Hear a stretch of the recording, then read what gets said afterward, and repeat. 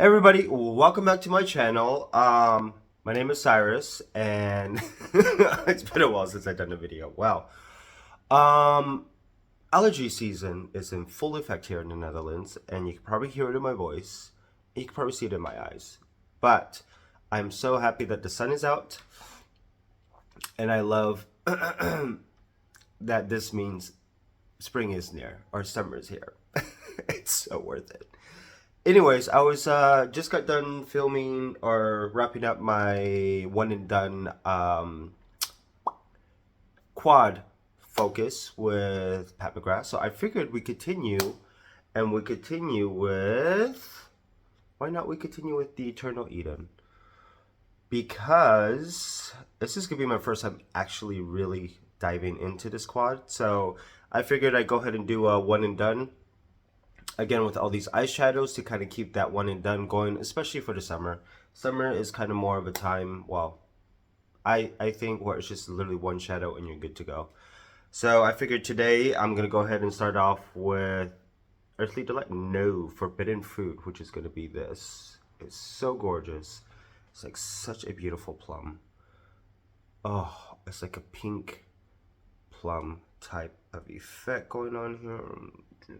So gorgeous. So, oh, you could put the astral shade from the Utopian Dream on top of that, and you probably have a dupe for the Charlotte Tilbury's Pop Shadow in whatever that was called. But let me go ahead and prep my eyes. It's still going strong with the Fenty Beauty Pro Filter Eyeshadow Primer. I think once I run out, I have to order online because I don't think I'm going to Germany or anywhere else anytime soon for a Sephora. So I might have to do the struggle, and I don't know how long shipping will be with Fenty Beauty, but shipping with Pat McGrath is like a month to a month and a half for me. So we'll see. I might just do some MAC.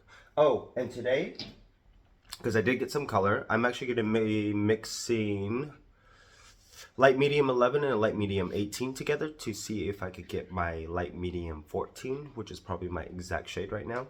But it's still not available on Douglas or Pat McGrath. So there is that.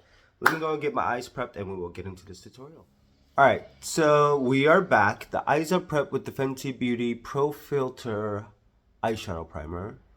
And I'm pretty sure they're sisters. You guys ever watch Glow Up? That one drag episode? I think it was season 1.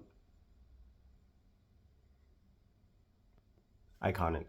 Anyways, so I'm debating, it's a one and done, sire, so no other eyeshadow. I really want to do black. So we're going to go ahead and go in with Z Fingertips into Forbidden Fruit. Forbidden Fruit, which is fruit in Dutch. I gotta learn. Forbidden Fruit, and we're just going to go ahead and go all over the lid and into the corner. And I think for the brow bone I just might go ahead and use the, oh, that's what I forgot to get. I'm gonna use the golden, oh, was it golden nectar, oh, highlighter for this quad focus. But now let me go ahead and go in with a fluffy brush and go ahead and start blending out those edges. Because I did the tape a little bit more higher to give more of a, but look at that shine. Oh! Can never go wrong with Pat McGrath. This plum kind of reminds me of the plum from the Love Collection. Also from the Bridgerton. Also, I believe in Divine Rose 2, Divine Rose, or Utopian Dream. They aren't the same, but they seem to have that type of same color story, which is getting a little redundant, just a little bit. But I'm a sucker for these shades. Even if they are different by just a skew, or just by a hair of a color, I want it. I want it. Because Pat McGrath, her formulations are really good. Well, I do like the formulations that are made in Italy. The important ingredients from the US and other places are a little bit questionable. They are very hit or miss, but overall, Pat McGrath has great quality in my opinion. Very good staying power. I think my top two favorite eyeshadows would have to be from Natasha Denona and Pat McGrath are definitely my top two. Natasha Denona's, you get 2.5 grams from her eyeshadows in her regular sizes, and then 1.5 grams in her minis, which is actually phenomenal. Pat McGrath, they vary in the motherships, and they vary in, well, her 6-pan original ones were 2 grams each, but now they are, I think, 1.1, 1.2, somewhere around there, which is even great because even that alone is a lot of eyeshadow product. So just blending and then just trying to breathe with these allergies, but the shine on these are just so ridiculous and so beautiful. Like if you ever want good shine, you can never go wrong with Pat McGrath, even Natasha. But just blending out the edges, and I'm gonna go ahead and go find the highlighter. I may do a wing, we'll see.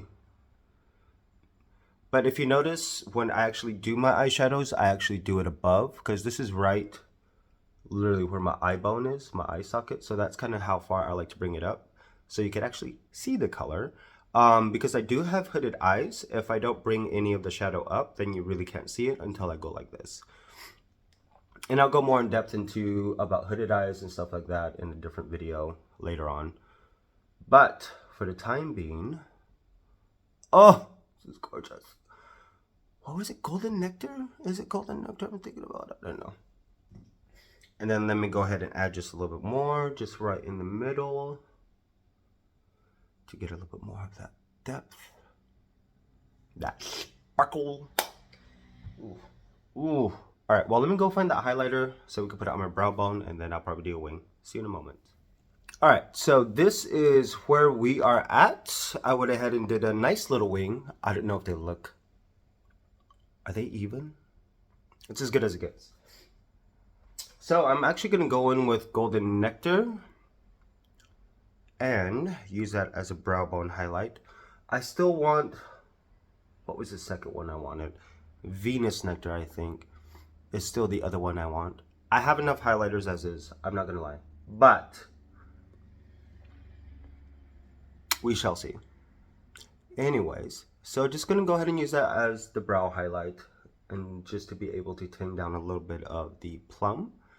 And this is why I like to do the brow bone last sometimes, because then you could actually tame down, like if you blend it way too high, at times you could really begin to tame that down. At times, unless you use black. Good luck with that. But just like that, and let me go ahead and go in with my flat brush. I actually got this from e.l.f. years ago, and I've used it since. Just do a little bit in the corner of the eye. Perfect. One and done, y'all. What? Ooh. This on top of that plum kind of turns it into a pink. Okay, I'm here for that. But let me go and do the rest of my face. And of course, I'm still going to use that as the highlight, so you'll be able to see that in the final look. But for the most part, I mean, can we just love this? Oh, see if it changes colors. So this is going to be the warm. This is going to be the cool. Ooh. I think that's the natural, warm, the cool. Okay, there we go. Let me do that. Oh, okay, that's better. Let me go do the rest of my face, and you guys will see the final look in a moment. So here is the final look.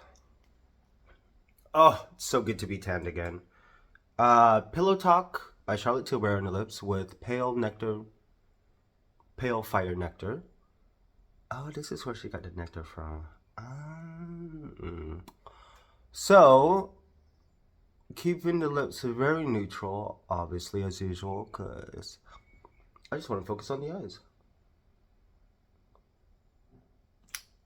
And I do have light medium 11 and light medium 18 combined, which is working very well.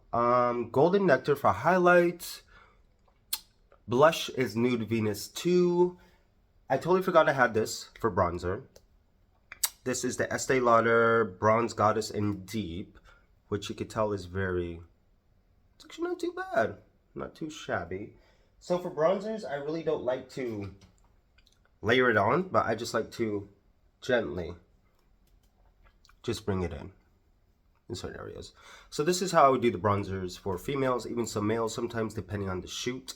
But I'll do another video that goes more in depth with that. Nude Venus 2, I am loving so heavily. It does have a little bit of some type of iridescent to it.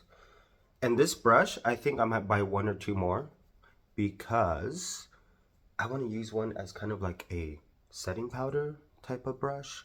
But I love how light it gently picks up a lot of the bronzer, so you could really build it up. Because I notice if I use this, it really packs on that powder or the pigment by a lot sometimes, and you're kind of like, whoa. Need to blend that out. Brows are still Benefit, but this is the final look. I mean, who is she?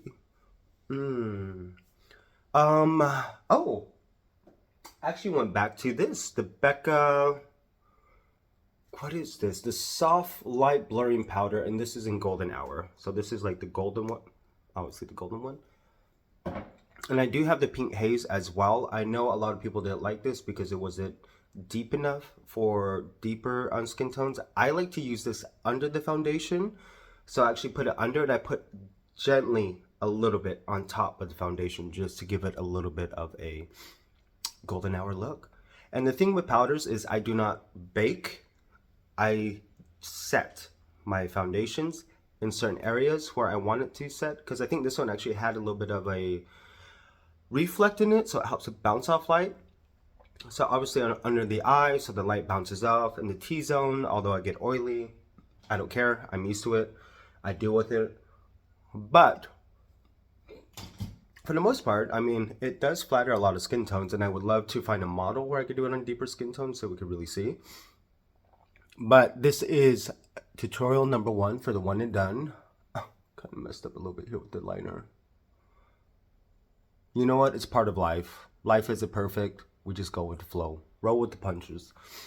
And as usual, go to my Instagram page to see the final edit of everything. And I am loving, because I am really excited to go into Earthly Delight.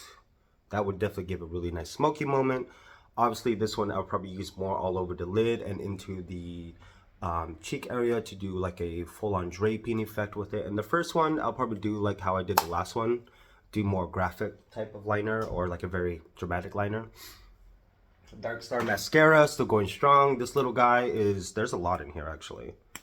But I do think I am just going to go ahead and get the full size, because at this point I really do love it. As far as long wearing, I honestly don't know, because I don't keep this look on for a long time.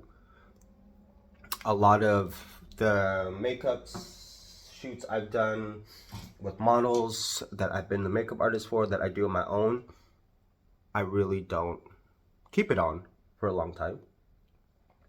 But I do know when I do wear makeup myself, I only like to keep it on for 6 to 8 hours max, and that is it. Oh, and for kind of like a liquid blush, I did the Terracotta by Guerlain and the Skin Illuminating Highlight Stick, which is like the universal blush.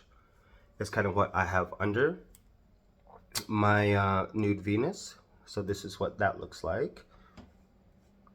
And I put this down first just so the Nude Venus has something to kind of grip on to add a little bit of intensity. But the Nude Venus right next to it, it's actually almost pretty much the same, to be quite honest. So the Nude Venus and that. So obviously this is a little bit more, almost a cool tone, and this has a little bit more of that warm. So has a great contrast to it, and just really, you know, razzle dazzle.